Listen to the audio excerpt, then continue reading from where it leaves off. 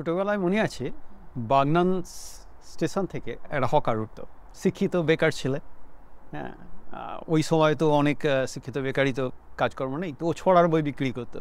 তো ছড়ার বই বিক্রি করার আগে ও করতো কি, ওই ছড়াগুলোকে সব মুখস্থ করে ফেলতো, দিয়ে এবার ট্রেনে ওইগুলো বলে বলে বলে বলে বিক্রি করতো, মানে লোককে উৎসাহিত করতো। খুব সুন্দর। তো স্মৃতি থেকে চেষ্টা করছি আর কি কতটা মনে আছে, সেটা দেখা যাক।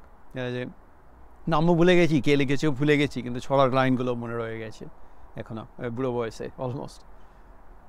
শুরু হতে এরম করে যে, কোথায় পাবে এমন দেশ বাংলাদেশের মতো, কোথায় পাবে কালোবাজারি মজুদদার এত, কোথায় আছে বেকার এত দেশে ঘরে ঘরে, ছেলে মেয়েরা পায় না খেতে দুবেলা পেট ভরে, রেস জুয়া আর সাট্টা চলে কোথায় বেশ, কোথায় গেলে মিলবে বলো এমন মজার দেশ, কোথায় চলে ভেজাল এত চালে কাঁকড় ভরা, চিনির সাথে দেয় মিশিয়ে যত কাঁচের গুঁড়া, গোলমরিচে পেঁপের বিচি তেলে শিয়াল কাটা, তেঁতুল বিচির ছাতুর সাথে খাচ্ছি গমের আটা, চামড়া কুচি ডাস্ট মেশানো সকালে চা খাই, আমাদের দেশের মতো দেশ পাবে না ভাই, হাড় কখানা যাচ্ছে গোনা বুক করে ধুক বুক, মরার মতো বেঁচে থাকা কোথায় এমন সুখ।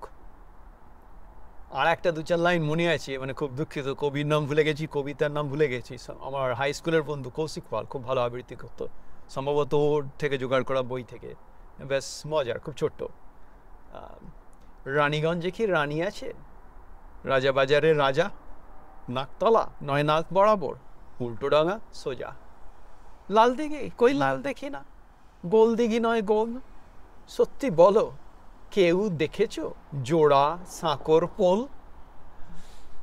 যাদের এই পুচকে ছড়া বা এদিক ওদিক যে চেষ্টা করে যাচ্ছি আমার পুচকে চ্যানেল ভালো লাগছে, সাবস্ক্রাইব করবেন, পাশে থাকবেন। আবার আসবো।